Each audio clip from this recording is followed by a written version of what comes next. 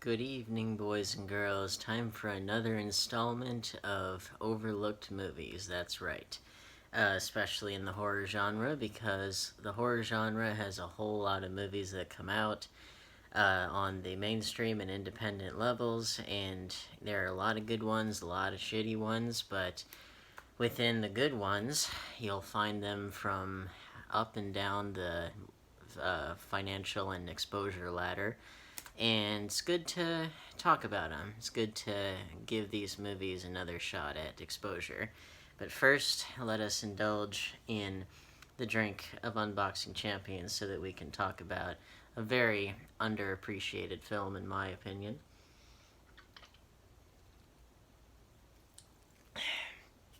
And that movie is Oculus by Mike Flanagan. Now, why is Mike Flanagan a significant horror name? Well, it's because he's the guy who did Doctor Sleep. He also did what all did he do? He did the second Oculus. Did he do Molly's Game? I could be remembering that wrong, but yeah. The point is, he is a very underrated writer-director in the horror sphere. And then he, in my opinion, because of his excellent understanding of character and character relationships, he, I think, was the perfect choice to do Doctor Sleep, and he very lovingly paid homage to Kubrick's vision for that story, but also was able to merge it with Stephen King's original vision for his world and his characters. So, but going all the way back to 2013, 2013, 2014, something like that, I remembered hearing some classmates of mine in school. I remembered hearing them talking about this, and the people I went to school with, they generally kind of looked down on horror movies, and they never really took them too seriously unless they were things like The Cabin in the Woods, which was making fun of a lot of the tropes and everything. um, so the fact that I could hear them talking, pretty legitimately about a horror film that was in theaters, I was like, well, that's saying a lot. um, but I didn't see it until a couple years later, and there's my girl Karen Gillan on there. Um, just to give you a little background here, so seeing is deceiving in this disturbingly original horror flick that reflects heart-stopping terrors you've never imagined. Ooh. It's been 10 years since the lives of siblings Tim and Kaylee Russell were shattered, and Tim was convicted of murdering their parents. Now released from a mental institution, Tim wants to move on, but his sister has other plans. Kaylee blames their childhood nightmare on the Lasser Glass, an antique mirror with a grisly history, which she intends to destroy by any means possible, even as the mysterious entity continues to cast sinister spells on anyone who gazes into it. And yeah, who plays the guy in this? The brother Tim. It's Karen Gillan and Brenton Thwaites, Katie Sackhoff, Rory Cochrane, Annalise Basso, Garrett Ryan. And what's funny is that actually WWE Studios helped to put this out, but it is Relativity Media as well. But like, it was actually part of it was a WWE Studios release, which is funny because no, generally speaking, WWE Studios, they put out like direct to video action movies that usually star at least one of their wrestlers. But yeah, no, but occasionally they'll just acquire like a little indie film that they like, and this is one of them. And they did the same with that movie Slight, that Blumhouse Tilt put out. It didn't have any wrestlers in it, but they just liked it, so why not? But yeah, so this why this film is so significant. Actually, before I go any further, who is that? That's Karen Gillan's signature. That's right. Very pleased. But yeah, I what makes this film significant? Well, Mike Flanagan, I remembered having heard about him from Chris Stuckman's review of this film, and I tried to see as many of his films since then as I could in the horror genre, and I think he's one of the best. He and Robert Eggers, they're the two horror voices in recent times that I think really have a unique voice and are doing things differently than a lot of people in the horror world these days. With Robert Eggers, it's especially his attention to detail within period pieces and his like gorgeous cinematography and emphasis on mood and everything like that.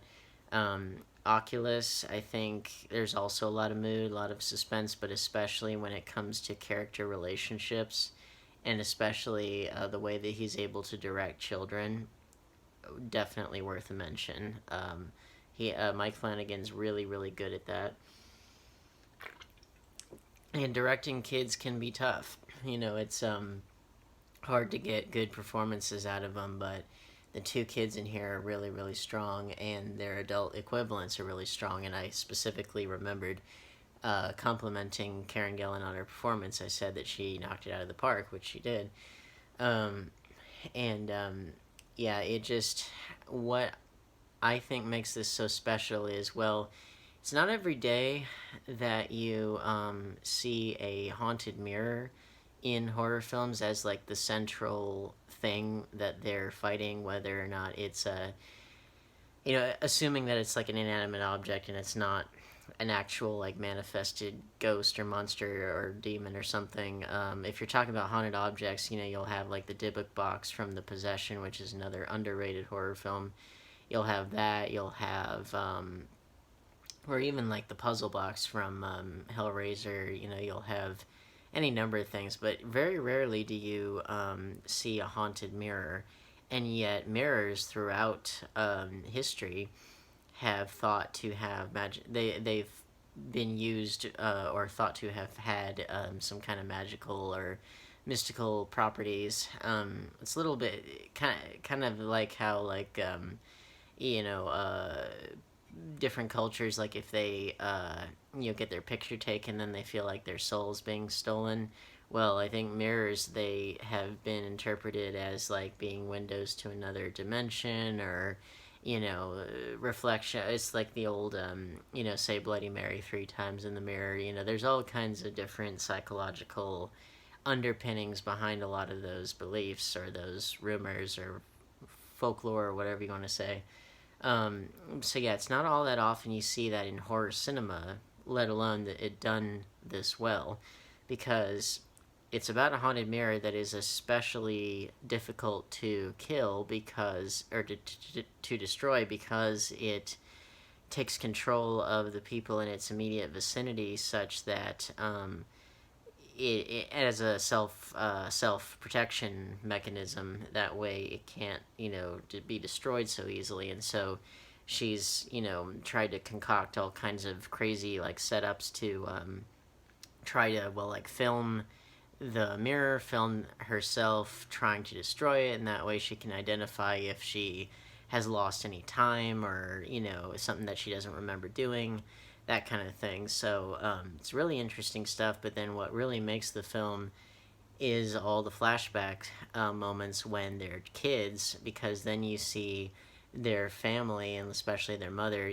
having acquired the mirror and just kind of gradually wasting away. And you see their mother waste away, you see their family get destroyed basically, you see all the damage that gets inflicted upon their psyches as a result of this mirror, and damage that has to try to be undone in the present time. And whether they succeed or not depends on you watching the movie to find out.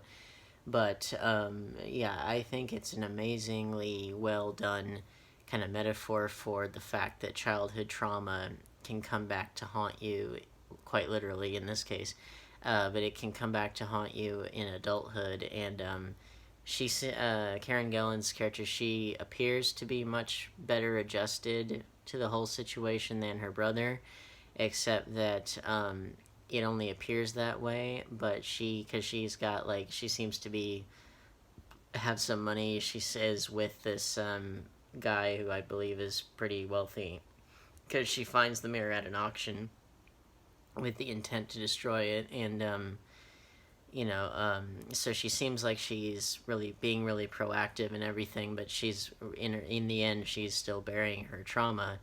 But her brother, having had to be in a mental institution for a crime he didn't commit for years and years and years, and coming out the other side as a full-grown adult, he's just trying to move on because he's gone through all the facing his traumas head on, and he's had to do all that work and all the healing and everything, and so he's trying to not go back into that dark place, and yet they both kind of have to go to that dark place to try and put the past behind them. And so I think it's a really, really good commentary on that aspect of mental health, that aspect of childhood trauma that can affect adults in the present time. So, and it's just got good suspense, it's got good atmosphere, really good performances, and yeah, just if you get the sense that this person has a unique writer-director voice, which he most certainly does. He was able to take Oculus, or Ouija, sorry, another O horror film. He was able to take the first Ouija, which was, it's funny, like that movie got really, really bad reviews, and basically, like, I kind of saw it as like, because it was like a PG-13 or whatever. I kind of saw it as like a horror movie that like 12-year-olds would take their, or like tweens or maybe 15-year-olds would take their, their crushes to, and then the girls would scream and grab them on the arm, but they could still go because it, was PG-13 and it wasn't like an R-rated film or whatever. It seemed like a film that would, if you were that age, if that were one of your first, like, if that was one of your first horror theatrical experiences, and preferably if you were on like a date at that age, then it would probably be okay. But anybody else, it's like, yeah, this isn't, it's just, there's not a whole lot here. The second one is the one that he did, Ouija, Origin of Evil, and it was fantastic because it really got into the family dynamics just like this did. So definitely check that out as well. But yeah, Oculus, highly underrated supernatural horror film. So hopefully you like that. If you like this new segment, then please like, share, subscribe, hit the bell icon, set phasers to stun, War Factor 5. The Drink of Unboxing Champions is fantastic. It will keep me awake even longer than I already am because I'm recording this late at night, but that's okay. I do it for you. So, yeah, see you in the next video. I'm going to top myself off right here.